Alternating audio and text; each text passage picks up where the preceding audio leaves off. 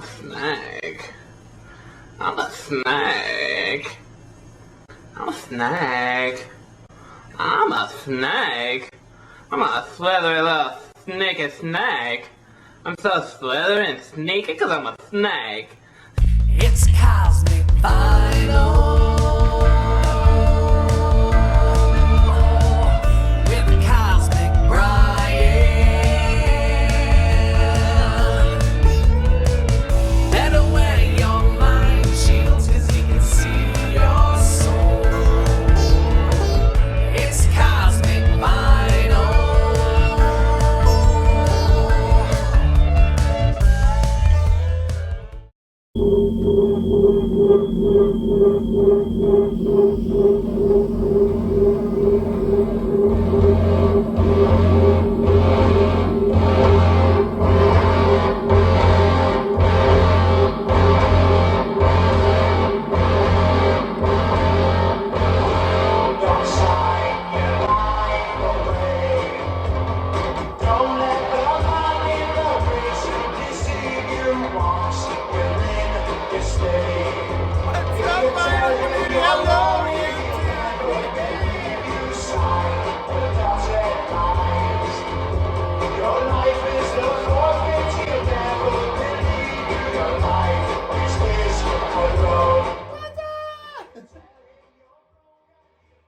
Hey, what's up, y'all? Welcome to Cosmic Vinyl. I'm Cosmic Brian, your friend and coworker.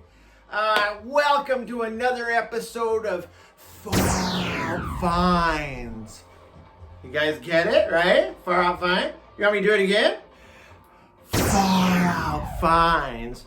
Far Out Finds is basically just a segment that we do here in Cosmic Vinyl, where I just show vinyl finds that I've picked up recently.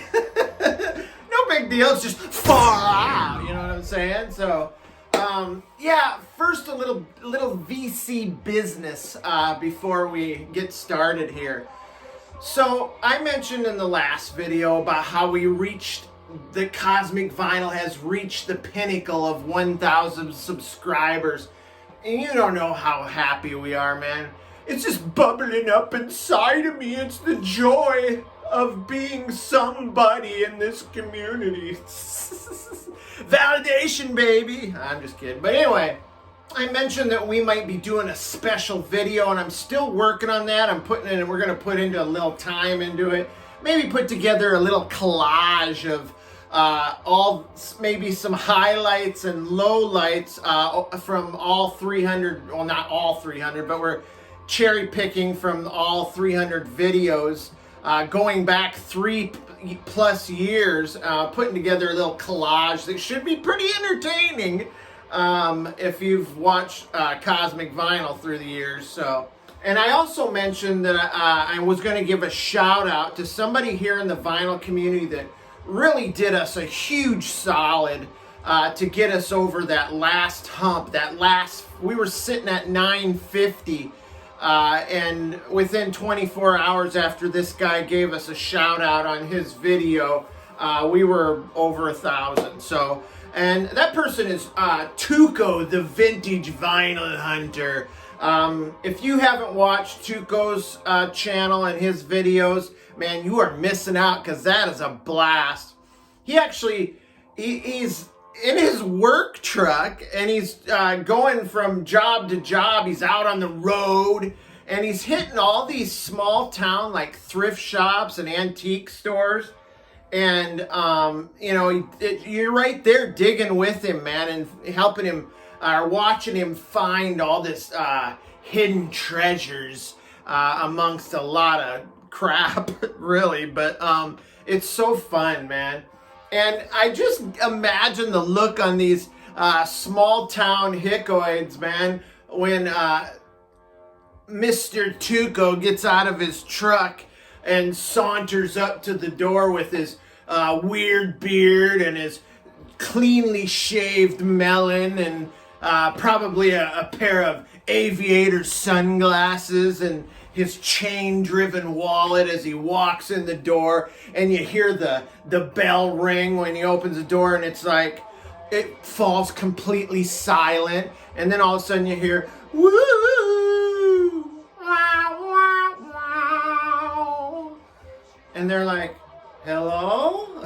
I'm just kidding. I don't know. I just have this visual, I guess. But yeah, check out his channel. And TUCO, I want to thank you so much, man. That was a huge solid.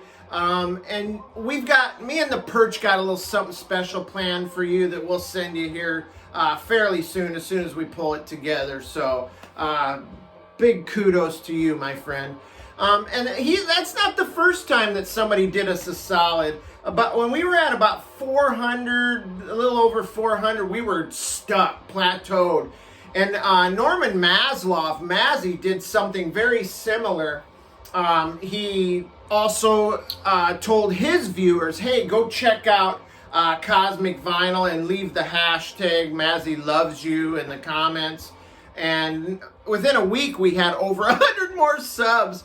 And with TUCO went out and stood in the middle of a cornfield and beckoned his viewership to come over and sub. And man, within 24 hours, we were part of the 1,000 sub club. So thank you so much, both MAZZY and TUCO. So hey, you guys want to do a big chug? Check it out. I'm mixing it up, shaking it up. Oh, I'm not going to shake this up. I mean, it's a freshie. It'll go all over the place.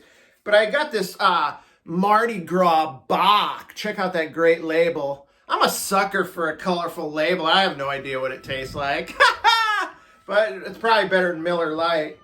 But let's get her open here. Fudge! Damn it! Hey, Cosmic Brian comes prepared, though. Got my Bombshell Poison Ivy Bombshell bottle opener there. Poison Ivy being one of Batman's foils. Remember this? When we used to do this, huh? Boom! Gotcha! In your eye. All right, you guys ready to hoist it up? Let's give Let's give a toast to our friend TUCO out there and everybody else who's subscribed through the years, man, and still sticking around, watching Cosmic Vinyl videos and leaving comments and hitting the like button. And I love you guys. Look at that little doo-doo on top there. Let's hit it. Oh, yes, my good friend, of course. Holy fuck. God, these fucking big chugs are getting fucking messy. All right, let's just get on with the hot wax, man. Dude, oh my God. All right, here we go. All right, so this first album, this is an artist, or it has a song on it that I remember from when I was just a little kid, man. I was born in 65, so I grew up in the 70s, you know, when I was a youngster, preteen, grade schooler. And I remember this song distinctly on the radio. The first time I heard it, just blew me away. It goes something like this. Gonna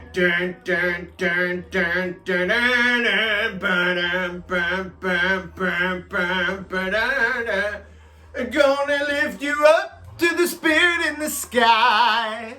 Check it out, Norman Greenbaum, Spirit in the Sky.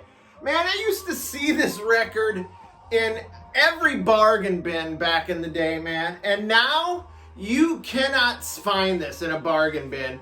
This thing, if you go online and look at it, this thing sells upwards to $50, man.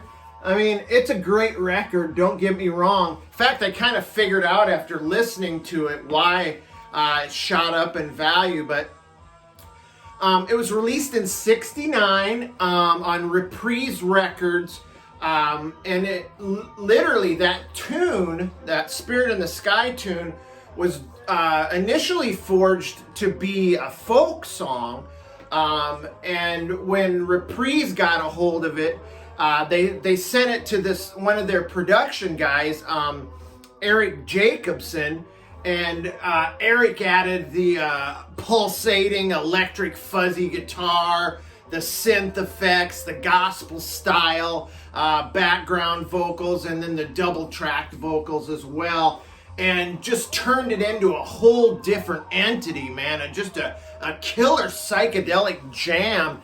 And that song skyrocketed to #1 worldwide. It was a huge song.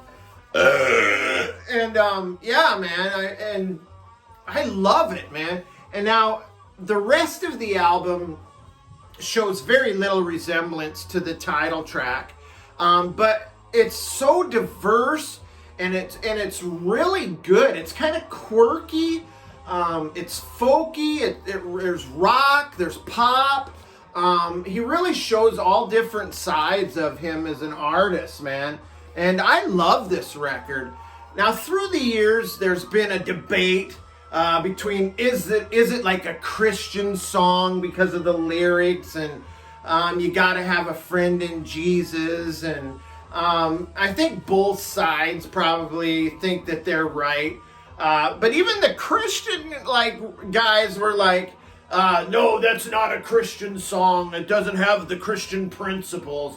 Guys like Bob Larson and Gary Greenwald. I remember hearing as a kid them talking about this song. But here's the deal. Norman Greenbaum is Jewish. I mean, I kind of doubt that it's about Christian. I think he just found some great lyrics that made sense, man. And then when they tweaked it and put it together, man, it was a great jam. But yeah, this has some great songs on it other than that too. Skyline, Tars of India, Alice Bodine, Marcy, Milk Cow. This is a great album. But just know that it's not all like the psychedelic jam of the title track. Now, the second album, this is one I've been looking for a while. I have their first record. I do not have their second album, Milestones, but I do have SRC's first record. This is a great psychedelic record with some prog leanings. But I did find their third and final album, Traveler's Tale, released in 1970 on Capitol Records. This is a pretty damn good record, though, man. It does have some psychedelic leanings to it, but it's kind of proggy as well. And there's this like organ versus guitar kind of duelage going on, like who can outdo who kind of a deal. And in my book, man, this is a very organ-driven album. And I love the Hammond, and this one, it's insane too. It's just killer. It's also progressive in nature. I kind of always got that this was kind of I got the feel that this was kind of a concept album, but I don't think it is, man. The songs just don't connect, man, but I always thought for some reason it was. The first 3 tracks on here are awesome. New Crusader, Street Without a Name, Midnight Fever. Love those songs, big time. Look at this cover art. It's so killer. It's this guy, it's like a shogun warrior on horseback fighting against a fire-breathing dragon, and he's also fighting against what appears to be a hellhound as well. But he's got a friend, a helper in this hawk up here in the top corner. So it's this hawk and shogun warrior on horseback versus fire-breathing dragon and hellhound. The battle to end all battles. Great stuff. There's a picture of the band on the back if you can see through the snowstorm of the ring wear. Looks like they're getting ready for a photo shoot. Speaking of photo shoot, check out some great pics of the band in there. Got some good promo photos. Got some good live stuff. Little liner notes there. But yeah, I really like this. And the funny thing, there's a guy in this band. His last name is Quackenbush. Old Quackenbush. He's a great guitarist, and he's a hell of a keyboard player as well, man, as I spoke of with the Hammond organ. But I don't know about you, but when I'm down on the muff, I hope it's not quacking at me, you know. But I have heard and seen stranger things, so maybe we should cut that, eh, Purge? I don't know. All right, now the third album is this one, man. Now, this is another one. I've passed it up before, but I was watching an auction that Matt Sands, DJ Mellow Yellow, and his Psychedelic Experience partner Sam did one afternoon. I think it was a Sunday on YouTube a couple weeks ago. The Psych professor. They did this auction, and I was kind of watching most of the time. But at the end, they busted out a lot of cool stuff, and I bundled it up with another record. But I got this, the Hassles, released in 1967 on United Artists. Man, I friggin' love this record. By the way, it's kind of like pop psych, but it's got a great label. Check that out. I love that old school United Artists label. But yeah, man, this is a collection of the Hassles doing a number of cover songs, mostly like, like soul songs, turning them into kind of pop psych and kind of garage stuff too, because they get fuzzy and they get distorted a little bit. But check out this picture of the band there. And look at this, look closely at this fella right there. Yeah, that's Billy Joel, man. This is his first band. And old Billy these days is trying so hard to distance himself from this era of his career. And, I mean, he's even to go as far as blocking any reissues of any of the Hassles material. And I have kind of a dark theory about why he would do that, and I'll explain here in a minute. They had an original member that played keyboards before Billy joined the band, right? Before Billy took over on keys, and that gentleman's name was Harry Weber. Now, he was ousted from the band and for doing too many drugs, right? I mean, come on, it's the 60s, it's rock and roll. What the, got ousted for doing drugs? But anyway, a few years later, they found Mr. Weber next to the railroad tracks dead, kind of under mysterious circumstances, right? So that brings me to the Billy Joel theory. So, like I said, Billy replaced Mr. Weber. I have a feeling that Billy somehow manipulated this guy into doing drugs, and he got him hooked on hard drugs. And then his master plan was to get him kicked out of the band, right? And then I get this feeling that maybe Mr. Weber was cleaning himself up and trying to make his way back into the band, right? And Billy wasn't having any of that, so Billy went dark. Billy went way dark. Now, I'm not saying Billy, took care of Harry Weber, but I'm just saying, right? I mean, then Billy, after he left the Hassles, went to a heavy, hard rock psych band called Attila. Billy went way dark, I'm telling you. And then he sold his soul to Satan and became a solo artist and was very successful. So, Jesus Christ. I hope Billy Joel's people aren't watching this, man. I get a lawsuit against me. But anyway, it's a great album. Great pop psych, good distortion, some great cover songs, couple originals by Mr. Joel. Whether he likes it or not, he needs to embrace his early career. Now, this next one is an album that I've been looking at for a while, and I finally found it. I went to Matt Sands' store called Gold Pan Records, and I just had a blast going through his psychedelic section, and I found this, and it was dirt cheap, and it's PHLUPH. It's their self-titled, released in 1968. It's on the Verve label. And this is, again, pop psych, but this is psychedelic album out of the Bosstown scene, right? The much, and often maligned, Bosstown scene, as the West Coast psych scene, kind of looked at the East Coast psych scene as being a bunch of posers. Because I thought that they joined this to just kind of as a cash grab. They jumped on the psychedelic bandwagon, but there were some great bands and great albums, including PHLUPH, that came out of that scene. And I love this, man. It's fun, organ-driven, late 60s pop psych with some groovy guitar flourishes. I mean, this is now one of my favorite Bosstown bands and albums. It's just their only album, but man, check there they are on the back there. But they came up with the bands like Orpheus, Beacon Street Union, and Ultimate Spinach, right?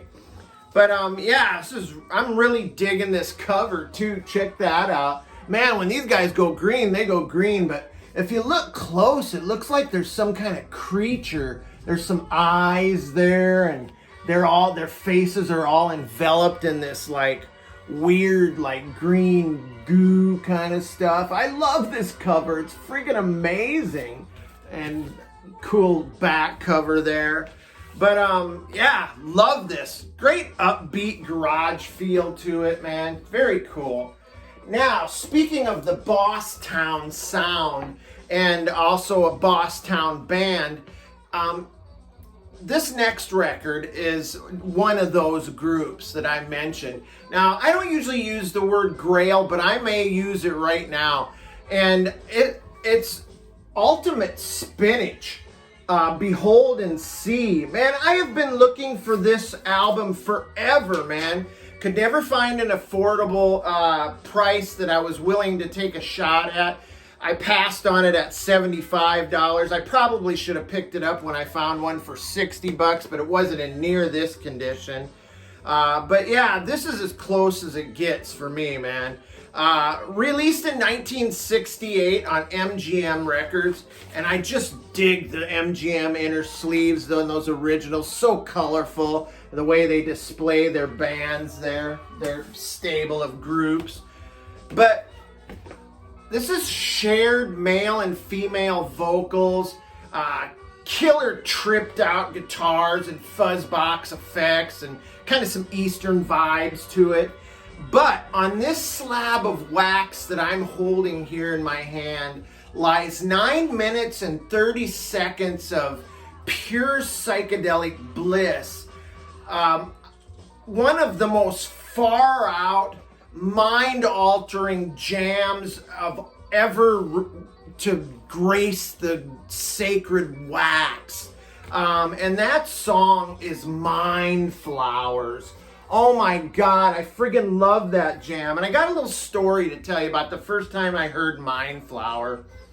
So after my wife and kids would go to bed when I lived back in Iowa, I'd go outside, smoke a little of the hippie salad, the ultimate spinach, so to speak. And I just get ripped and sit in my car and listen to tunes, right? So I'm sitting there and I'm push this playlist for classic psychedelic stuff, and Mind Flowers comes on, and it's just, if you've ever heard it, it's totally tripped out, and it was just blowing my mind, man. It was, I was just imagining myself on this journey. It was taking me through all these different levels of hell and weird shit, and I mean, my mind was totally blown. And then the song was over, and I was looking behind me into the pitch dark behind me. The only thing lighting anything up was the radio light, man. I was all paranoid and stoned. And then I thought, just when I thought I got my bearings, Cans Among came on. If you've heard that, it'll take you on a whole new journey. But man, I'm so glad to have this. Got this at Matt Sand's shop. I think Bo from Earhead 6 once owned this, from what Matt told me. He gave me a great price on this. It's a killer psychedelic record. If I had one thing to say about it, I think the vocals are too high in the mix. Give a little, shine a little light on the guitars, because the guitars were killer. So anyway, this is my newest Far Out Finds video. I'm going to close by saying thank you once again to TUCO, and again to Mr. MAZZY. TUCO, be aware that we will be sending you something really cool, my friend. So yeah, you guys, stay cool, stay cosmic. If you like what you see here, you've never been here, hit the subscribe button. Man, give us a thumbs up out there, man. Help us continue to spread the gospel of rock and roll to all who watch.